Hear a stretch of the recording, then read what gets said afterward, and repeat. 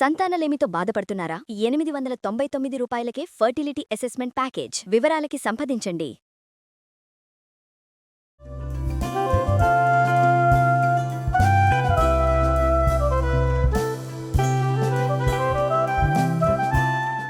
Mukunda jewellers సమర్పించు Sankranti special programme కి స్వాగతం. సంక్రాంతి శుభాకాంక్షలు రమగారు. సంక్రాంతి శుభాకాంక్షలు ప్రేక్షకులందరికీ కూడా సంక్రాంతి శుభాకాంక్షలు.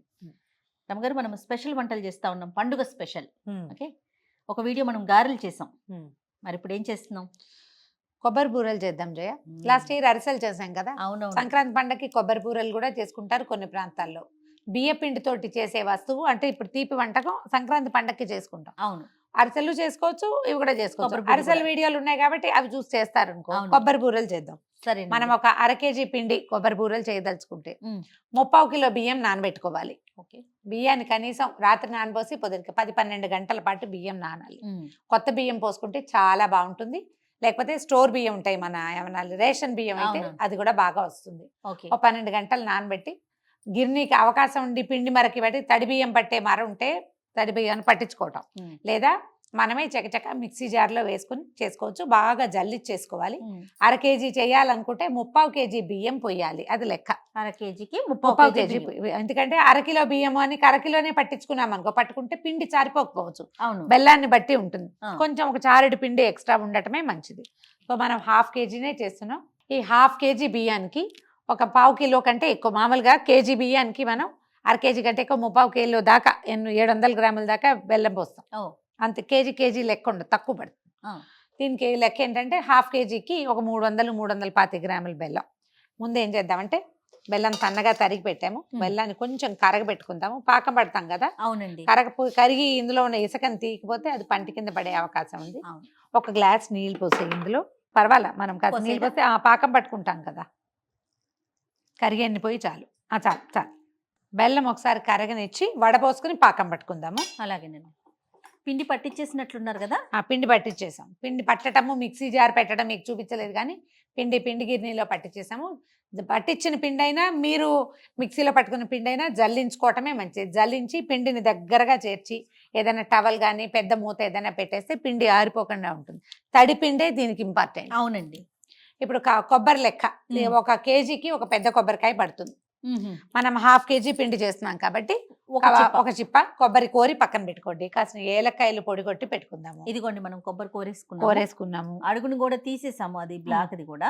కూరంతో కోరితే అడుగు నలుపు రాకుండా ఉంటుంది. కూరం అవకాశం లేకపోతే మిక్సీలో వేసేసుకోండి. ఒక 1/2 kg, అదే అరకాయ కొబ్బరి, తర్వాత ఒక 10 ఏలకులు పొడి చేసి పెట్టుకోవటం. ఏలకుల పొడి కూడా చేయించేసి కొంచెం నెయ్యి నూనె దగ్గర పెట్టుకోండి. అంతే, ఒక 3 స్పూన్ల నెయ్యి. మామూలు మన నూనె కోపాలు పక్కనే ఉంటాయి కదా, అది పక్కన పెట్టుకుంటే సరిపోతుంది. కొంచెం నెయ్యి నూనె అవసరపడతాయి. పాకం దగ్గర పడుతుంది జయ, చూడండి. అవును రమ్మగారు, నురుగు వస్తుంది. ఇది ఎట్లా అంటే నీటి పళ్ళెం పెట్టుకుని అందులో చెక్ చేసుకోవాలి. ఇప్పుడు చూడు, పరిగెత్తి పారిపోతుంది.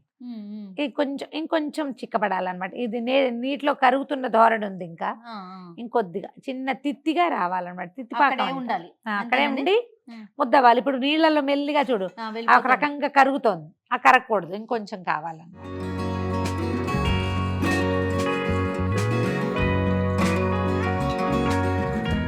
ఈ పాకం రావడానికి ఇది గుర్తు నురుగే. అంతేనండి, అది నురుగు కరెక్ట్గా వస్తుంది. చూడు, ఇప్పుడు ఈసారి చూడు, కొంచెం దగ్గరకు వచ్చింది. ఇట్లా రావాలి, తిత్తి చూడు లేస్తోంది. అట్లా ఉంటే సరిపోతుంది. టంగు పాకం అక్కర్లేదన్నమాట. అదేనండి. దీంట్లో ఏం చేద్దామంటే ఇప్పుడు మనం రెడీగా కోరి పెట్టుకున్నాం కదా, కొబ్బరి వేసేద్దాం. కొబ్బరి వేసేసరికల్లా పాకం కొంచెం లూజ్ అవుతుంది జయ, కొద్దిగా వదులవుతుంది. ఒక 1/2 కప్పు కొబ్బరి అంటే అదే మన 1/2 చిప్ప కొబ్బరి వేసాం కదా. కావాలంటే నువ్వులు వేసుకోవచ్చు, నువ్వు పప్పు ఉన్నా బాగుంటుంది, నువ్వులు ఉన్నా కూడా బాగుంటుంది. ఒక్కసారి కొంచెం దీన్ని కొంచెం 1 minute కొబ్బరిని ఉడకనిద్దాము. నిమిషం కూడా అక్కర్లేదు పూర్తిగా. నువ్వులు కాసిన ఉంచుకున్నాం కదా, ఇవి 1/2 kg కదా, ఊరికే అన్ని నువ్వులు వేయండి, బాగుంటుంది నువ్వులు వేస్తే. ఓకే, ఇప్పుడు మనం రెడీగా పెట్టుకున్న పిండిని పోసేసుకుందాం ఇందులో.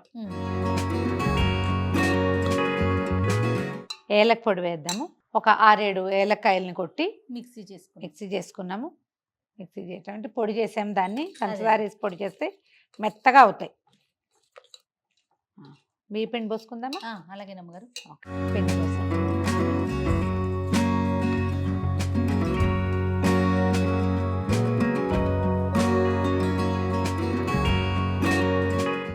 పావు కిలో పడుతుందా పడదా అనేది చూద్దాం. ఒక్కసారి నా చేతికి, నీకు దూరంగా ఉంది. క్లాత్ తీసుకోండి నమ్మగారు. పర్వాలా, అది పెద్ద గిన్నె కదా, అందుకని కరగబెట్టేటప్పుడు పాత్రలు పెద్దవి పెట్టుకుంటే మనకి వీలుగా ఉంటుంది అన్నమాట. బియ్యాన్ని బట్టి, బెల్లాన్ని బట్టి, పాకాన్ని బట్టి పాకము ఒక్కొక్కసారి బెల్లం తడిపి పడేసరికల్లా వదులు వచ్చేస్తుంది, కొన్ని బెల్లాలని నమ్మలేమన్నమాట. అడుగున అంటకుండా చూడు, ఒక ఉండభావకంగా కనపడుతుంది చూడు. మనం ఇలా దగ్గర తీస్తుంటే బాగుంది. ఇప్పుడు ఒక 3 స్పూన్లు 2 స్పూన్ల నెయ్యి ఇందులో, ఇంకొంచెం కమ్మని వాసన వస్తుంది, బాగుంటుంది ఇది. సరిపోయింది. అడుగు ఏమైనా అంటుతుందేమో చూసుకొని కదిపేసేసి స్టవ్ ఆపేద్దాము. దీంట్లో ఏం చేద్దామంటే ఇంకొంచెం నూనె కూడా వేసుకుందాం పైన, ఇది డ్రై అయిపోకుండా మనం ఒత్తేటప్పుడు పల్చగా చక్కగా స్ప్రెడ్ అవ్వడానికి వీలుగా అన్నమాట. ఓ 2 స్పూన్లు నూనె వేస్తే చాలండి.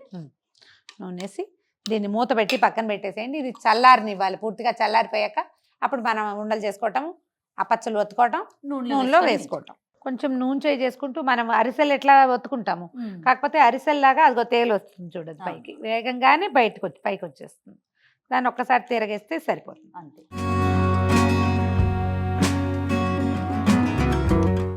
కాకపోతే అరిసెలకి మనం నెయ్యి కానీ నూనె కానీ ఉంటే ఒత్తుకుంటాము. ఈ కొబ్బరి బూరెలకి ఒత్తాం కదా రమ్మగారు. బూరెలకి ఒత్తాం, వీటికి ఇలాగే. మొదటిది కొంచెం కాస్త సుమారుగా వచ్చినట్టు ఉంటుంది, రెండోది మూడోది మీకు మెల్లిగా వచ్చేది. నూనె కాగటమే దీనికి ఇంపార్టెంట్, అంతే. మంచి కాగు కావాలన్నమాట.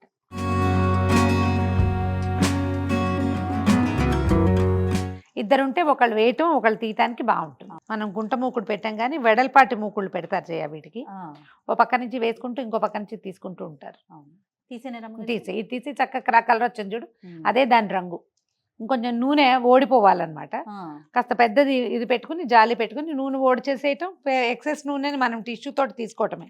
దీన్ని ఒత్తే పని లేదు, ఇంకా దాన్ని కూడా తిరగేయాలి. తిరగేదాన్ని ఆ రంగు రాకుండా తీయాలి. చక్కచక్క 2 చొప్పున చేసేస్తాను.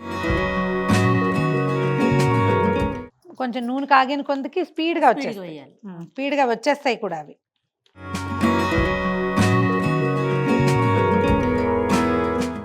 ఈ కలర్ చాలు కదా రమ్మగారు. చాలు. కొంతసేపు ఆగితే ఇంకొంచెం బెల్లాన్ని బట్టి కూడా కొన్ని బెల్లాలకి మంచి ముదురు రంగు వస్తుంది జయ. రమ్మగారు చక్కగా వచ్చినాయి కదా, బ్రహ్మాండంగా వస్తాయి జయ. నీకు ఫస్ట్ టైం చేసిన అరిసెలు పాడవుతాయేమో గానీ ఈ బూరెలు ఏం చెడవు, అదే వచ్చేస్తాయి. కొంచెం కలర్ అంటే బెల్లాన్ని బట్టి అంటారా, ముదురు. అది కూడా కాకుండా మనం తెల్లగా తీసిన పిండి వేగదు, కొంచెం ముదురు రంగు రావాలి. మనం తీసిన దానికంటే ఆరాక ఇంకొంచెం ముదురుతుంది రంగు, కాస్త ముదురు రంగులోనే ఉంటాయి కొబ్బరి బూరెలు. అదే నిలవ ఉంటాయి జయ, చక్కగా. అవును, నిలవ ఉంటాయి, రుచిగా ఉంటాయి. సో సంక్రాంతి స్పెషల్ కొబ్బరి బూరెలు మీరంతా కూడా తప్పకుండా ట్రై చేయండి. మరి ప్రేక్షకులకు ఇంకొకసారి సంక్రాంతి శుభాకాంక్షలు చెప్పేద్దామండి. తప్పకుండా అండి. మళ్ళీ ఒకసారి వంటకం గురించి చెప్దాం. చెప్పండి. ఫస్ట్ టైం ట్రై చేసినా చక్కగా వస్తాయండి. పొడి పిండి మాత్రం వేదు, తడిపిండి వేసుకోండి. నేను చెప్పిన కొలత కరెక్ట్గా యథాతథంగా ఏం చెప్పానో అదే చేస్తే ఎక్సలెంట్గా వస్తాయి. ఎంత బాగా కుదురుతాయో చక్కగా 4-5 రోజుల పాటు నిలబెట్టుకుని డబ్బాలు పెట్టుకుని తినచ్చు. ట్రై చేసి చూడండి తప్పకుండా. సో ప్రేక్షకులందరికీ మరొక్కసారి సంక్రాంతి శుభాకాంక్షలు.